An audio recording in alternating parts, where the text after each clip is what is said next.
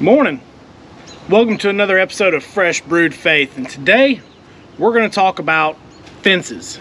Stay tuned.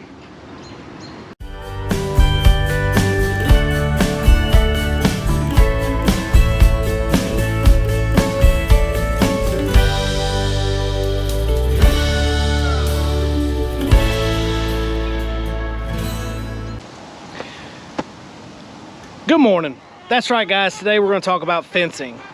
What does fencing and faith have to do with each other? Well, there's no scripture today. It's just more of like life application. But on the farm, we have several different types of fencing. Let's take a look at some of them. Here's a good example of one type of fencing we have. 6-foot welded wire fencing. We have some chickens inside, we have some chickens outside. Let's look at another type. All right, the good old cattle panel. Cattle panel is strong.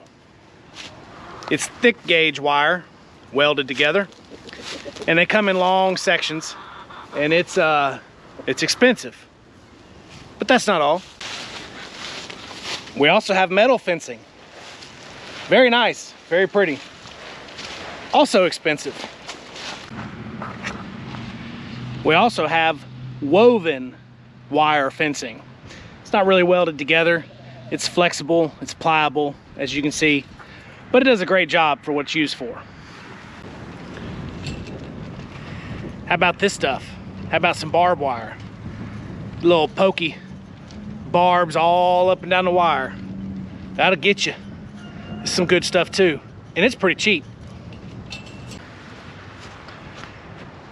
We have temporary fencing. Temporary fencing for the puppies to come out, but still temporary. What about the good old privacy fencing? Nice, smells great. It's pretty expensive nowadays too. Let's not forget about the good old electric wire. That's for these big guys.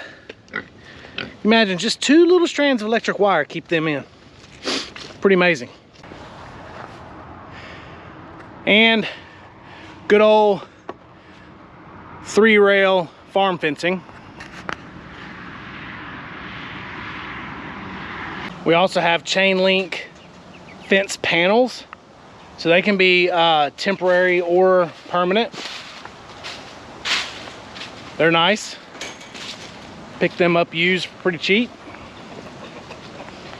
We use them for several different applications, as you can see. All right, guys, so why did I show you all those different kinds of fencing? Well, when I'm out here working, I might need different types.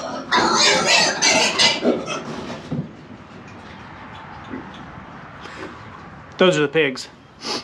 When I'm out here working, I might need different types of fencing for different applications, okay? Some of these fences allow animals to be contained.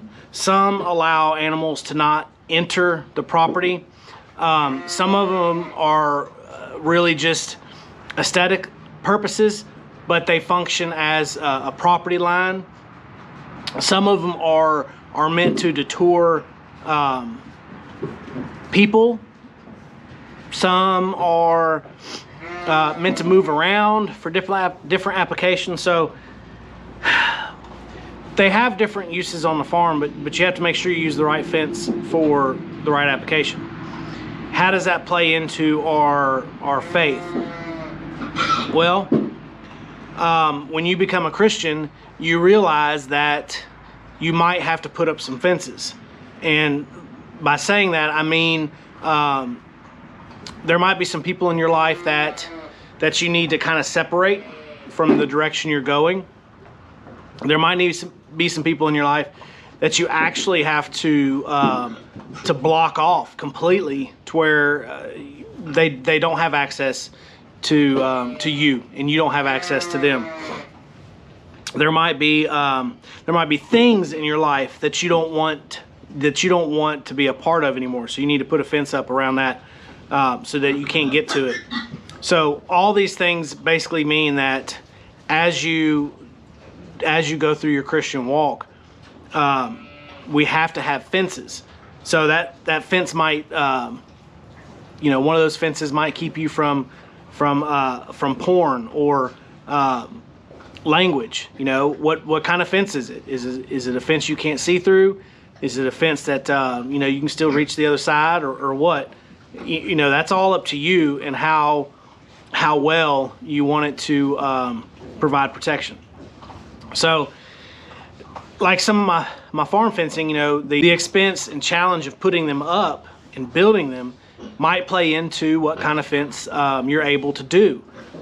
But it all boils down to you have to put the time. You have to put the time into putting them up.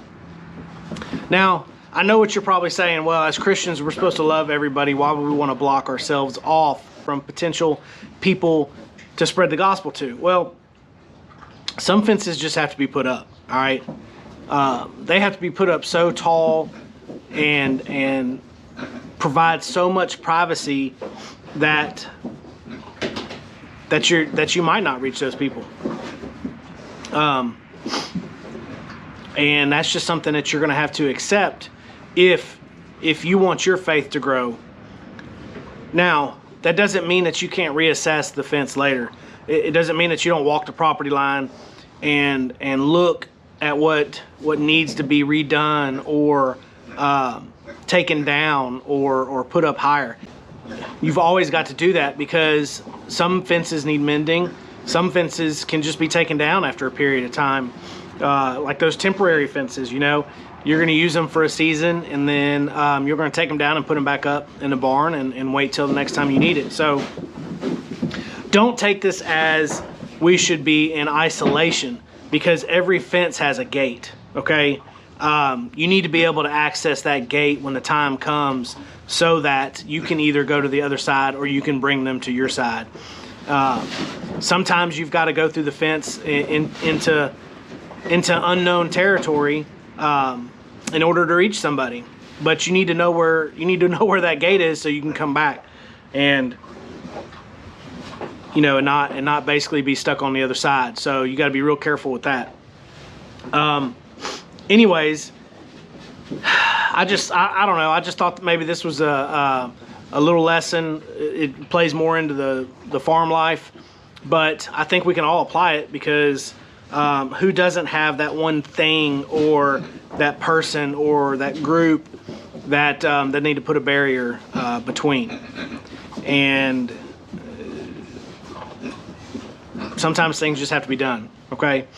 So you can still love one another from each side of the fence, all right? Anyways, I hope this spoke to you a little bit. I hope you can apply it. I'm gonna go check some other fences and see where I need to do work on the farm and spiritually. So I hope this helps you. And as we go into next week, maybe you'll look at fences a little bit different, like literal fences. Maybe you'll look at them different and wonder why they were put up and what they were meant to contain or keep out, and you can apply that to your Christian walk. So thank you for joining me, and I've got a bunch of work to do, so I will see y'all next time. Take care. All right, don't forget to like, subscribe, follow, and share. The best way that we can get the gospel out there and get the word out there and the love of Christ is by doing that individually. So, and don't forget, there's plenty of lost souls out there that we can reach. So get on out there and do your part, and I will see y'all next time.